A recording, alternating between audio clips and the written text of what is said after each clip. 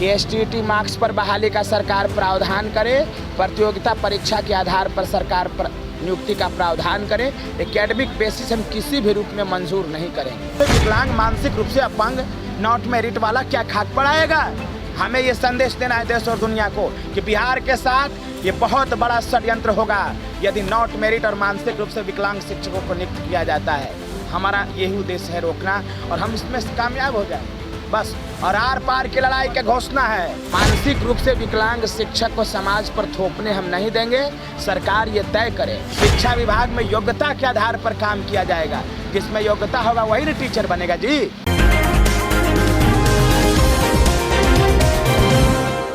देखिए, लगातार गर्दनीबाग धरना स्थल पे तमाम मेरिटधारी अभ्यर्थियों का धरना प्रदर्शन जारी है। तमाम अभ्यर्थी जो हैं वो डटे हुए हैं। अनिल है हमारे साथ, एसटीईटी के मेरिटधारी अभ्यर्थी हैं। लगातार मेरिटधारी अभ्यर्थियों के साथ बैठे रहते हैं और खुद मेरिटधारी अभ्यर्थी। अनिल जी, लगातार धरना जारी है, हौसला बुलंद है। ये सब आप देख रहे हैं। बिल्कुल, आज 12वां दिन है हम लोगों का मेरिट आंदोलन का, और हम सभी मेरिट के साथी डटे हुए हैं। कुछ साथियों के मेरे तबीयत खराब हो गए हैं, कुछ चले गए घर। एक मेरे साथी अभी साथ हैं, राजीव जी, इनका तबीयत खराब हो गया है, लेकिन फिर आज ठीक होकर के आए हैं। बुखार आ गया था। खैर कोई बात नहीं। बात बिंदु की बात यह है कि एसटीईटी मार्क्स पर बहाली का सरकार प्रावधान करे, प्रतियोगिता परीक्षा के आधार पर सरकार नियुक्ति का प्रावधान करे। एकेडमिक बेसिस हम किसी भी रूप में मंजूर नहीं करेंगे। मानसिक रूप से विकलांग शिक्षक को समाज पर थोपने हम नहीं देंगे। सरकार ये तय करे। शिक्षा विभाग को रोजगार का अड्डा नहीं है। शिक्षा विभाग का इस्तेमाल आप रोजगार देने के लिए करेंगे। शिक्षा विभाग रोजगार देने के लिए बना है। आपको रोजगार देना है तो ग्रामीण विकास विभाग में दीजिए, शिक्षा विभाग में मत दीजिए। शिक्षा विभाग में योग्यता के आधार पर काम किया जाएगा। जिसमें योग्यता होगा वही ना टीचर बनेगा जी। जिसको योग्यता है ही नहीं टीचर बनने का, उसको आप टीचर कैसे बना देंगे? अभी आपने नीमा कोल वाला जो टीचर का एग्जाम्पल है, वो एक नॉट मेरिट का एकेडमिक बेसिस से बहाल हुआ एग्जाम्पल है टीचर का।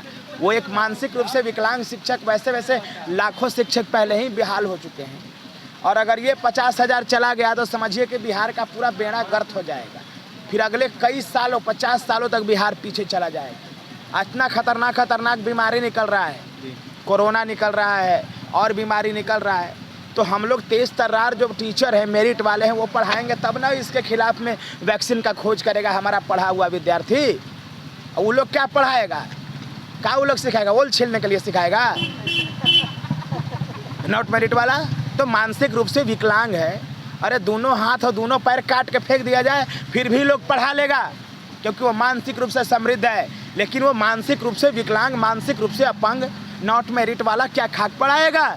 हमें ये संदेश देना है देश और दुनिया को कि बिहार के साथ ये बहुत बड़ा षड्यंत्र होगा यदि नॉट मेरिट और मानसिक रूप से विकलांग शिक्षकों को नियुक्त किया जाता है।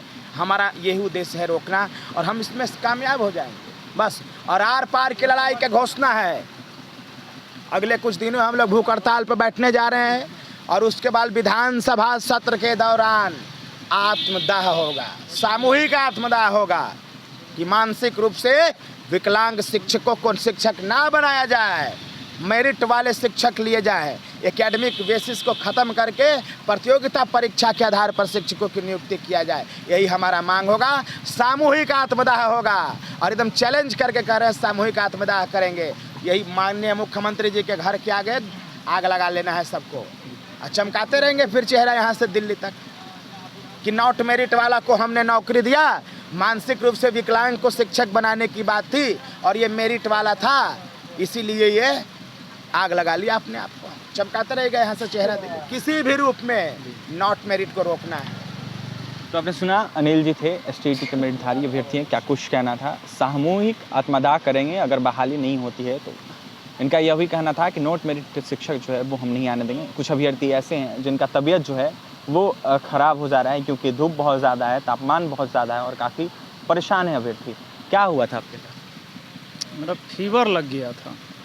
45 डिग्री सेल्सियस तापमान में हम लोग बैठे हुए हैं 10 दिन से। 10वां दिन होते होते हमें फीवर लग गया। फिर दवा उवा लिए हैं, ठीक हो गया है। और आज हम लोगों का 12वां दिन है।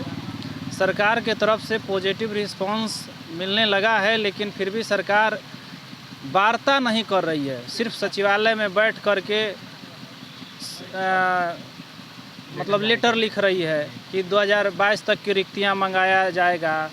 अरे भाई, आपके पास रिक्तियां तो ढेर सारा है, इसमें मंगाने की क्या ज़रूरत है। आप 5 साल 4 साल हम लोगों का गुजर गया, आप ये डेडलाइन जारी कीजिए ना कि इस दिन से आप लोगों की नियुक्ति प्रक्रिया शुरू होगा, इस दिन से आप लोग का स्टेट के अंकों के आधार पे होगा।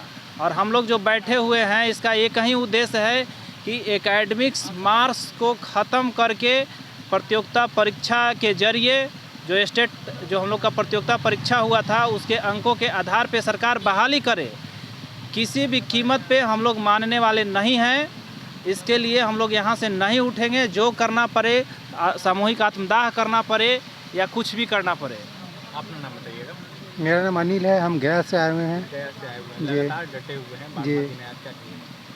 तो हम लोग चाह रहे हैं सरकार से ही हम लोग का अनुरोध है कि हम लोग को जो मेरिट से जो एग्ज़ाम हुआ है, प्रतियोगिता से जो एग्ज़ाम हुआ है, उसी आधार पे बहाली हो, न कि अंक के आधार पे बहाली हो। तो आपने सुना तमाम मेरिटधारी अभ्यर्थी थे, क्या कुछ कहना था आपने सुना है। और भी तमाम खबरों के लिए बने रहे MBC 24 न्यूज़ के साथ। हमारे चैनल को सब्सक्राइब करें, पेज को लाइक करें। बहुत बहुत धन्यवाद।